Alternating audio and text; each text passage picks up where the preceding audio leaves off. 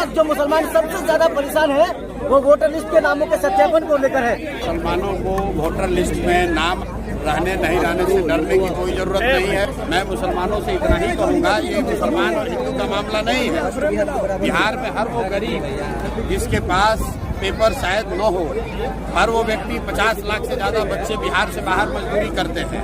उसमें सभी जाति सभी धर्म के लोग हैं, सभी वर्ग के लोग हैं, इसलिए घबराने की जरूरत नहीं है।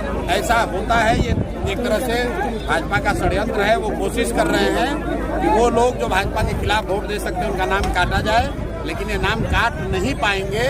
अगर आपको इलेक्शन कमीशन अभी आपका नाम काटने का धमकी दे रहा है या आपको डरा रहा है तो आपको लगे रहना है।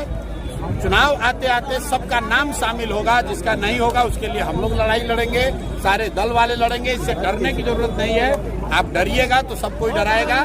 अपने हक के लिए आपको खड़ा होना है और वोट देना सबसे बड़ा अधिकार है। कोई आपका वो अधिकार छीन नहीं सकता है।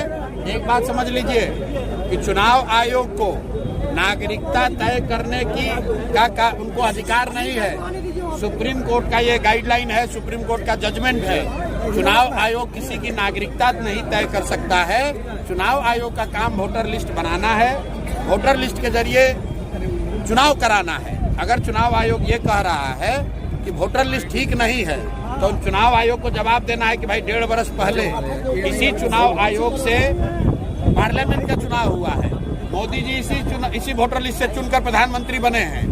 तो अगर वोटर लिस्ट खराब है, गलत है, तो मोदी जी क्या फिर से इस्तीफा देकर फिर से चुनाव लड़ेंगे? और अगर चुनाव आयोग ये कह रहा है कि लोकसभा चुनाव के बाद नेपाल से बांग्लादेश से लोग आ गए, तो ये बताए कि भाई बिहार में सरकार किसकी है? भाजपा की है, नीतीश की है।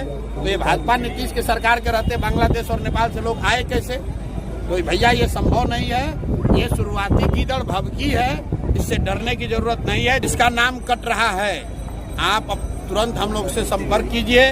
आपको जनसुराज नहीं पसंद है, कांग्रेस पसंद है, कांग्रेस संपर्क कीजिए। राजनीतिक दलों के कार्यकर्ताओं से, नेताओं से संपर्क कीजिए ताकि आपका नाम हर हालत में जोड़ा जाएगा। चुनाव आयोग आपका नागरिकता तय नहीं कर सकता है, ये उसके अधिकार क्षेत्र के बाहर का मामला है।